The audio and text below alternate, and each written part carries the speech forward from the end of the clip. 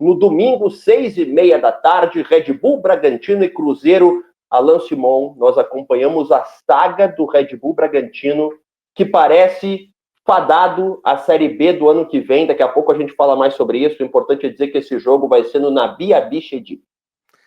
E vai ser um jogo com transmissão exclusiva do Premier, domingo 6h30 da tarde. O Cruzeiro, a gente não sabe ainda como ele entra nesse jogo, porque ao mesmo tempo você tem um rival dele disputando a Libertadores, e que obviamente um rival Atlético Mineiro ganhar a Libertadores é uma péssima notícia para o Cruzeiro em qualquer cenário.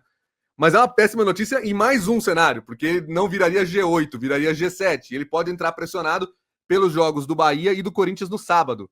Então a situação pode ser bem dramática se o Galo for o campeão da Libertadores.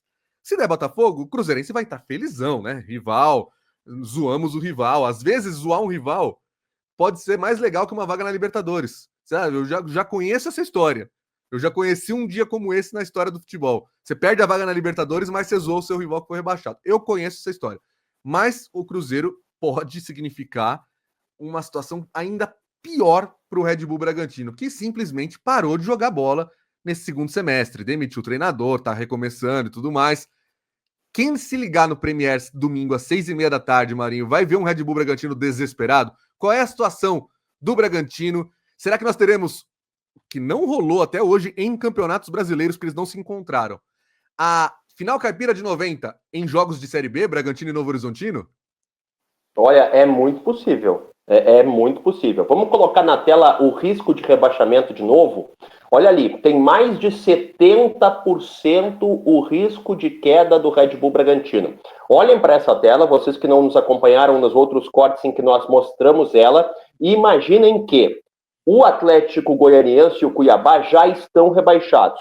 Então restam 2 vagas, esses são os times que têm alguma chance. O mais cotado é o Bragantino, 70%, depois tem 66% para o Criciúma, o Fluminense 37%, o Atlético Paranaense, o Juventude e o Grêmio mais atrás com chance e risco de rebaixamento. Diga, o Grêmio dessa vez apareceu, o Grêmio nessa semana apareceu aí. Porque a coisa tá feia. Mas o risco ainda é muito pequeno do Grêmio, né? O Bragantino tem um risco muito, muito, muito grande. E a gente vem falando isso há bastante tempo, né? A gente vem repetindo, desde que começou o processo de derretimento do Bragantino, com o Pedro Caixinha falando do medo cênico, depois uma outra boa frase do Fernando Seabra também, que eu não vou me recordar agora. Enfim, o Bragantino vem num processo de derretimento bem grande, bem consistente nesse Campeonato Brasileiro. Então... É curioso, porque foi junto com o Atlético Paranaense, né? As 2 quedas de rendimento foram ao mesmo tempo e o Atlético Paranaense mostrou que dava. Hoje, um tá com 70% de risco de queda, o outro tá com 10%. Então, assim, sabe? Dava para ter recuperado e não recuperou. Agora, só um último comentário antes de você vir com as informações do jogo. Se o Colorado acredita em 1% de chance de título, não vai acreditar em 5% de risco de rebaixamento do rival? Não acredito. Acredita?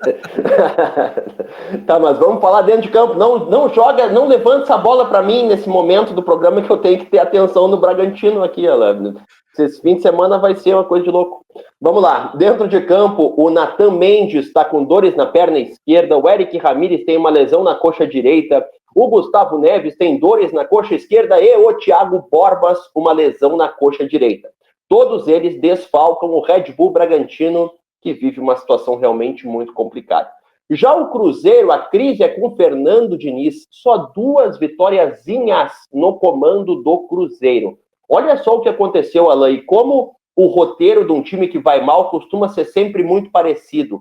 A máfia azul organizada do Cruzeiro se reuniu com dirigentes e jogadores ao longo dessa semana.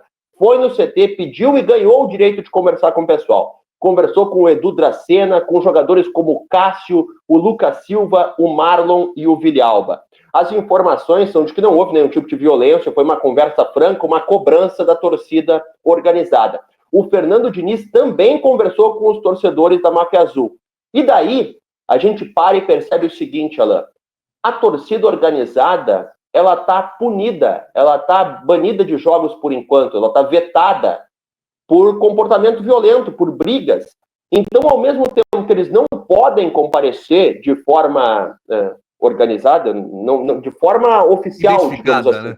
Isso, identificada, de forma oficial, nos jogos, Eles vão, como bloco, como grupo, conversar com os jogadores no ambiente de trabalho, no CT. Então é uma coisa muito confusa. Uma organizada que está punida, ao mesmo tempo consegue pressionar os jogadores como bloco. Enfim, e o que me parece mais estranho é que o clube aceita e organiza esse encontro. Bom, o dono da SAF do Cruzeiro, o Pedro Lourenço, garantiu a permanência de Fernando Diniz até o ano que vem.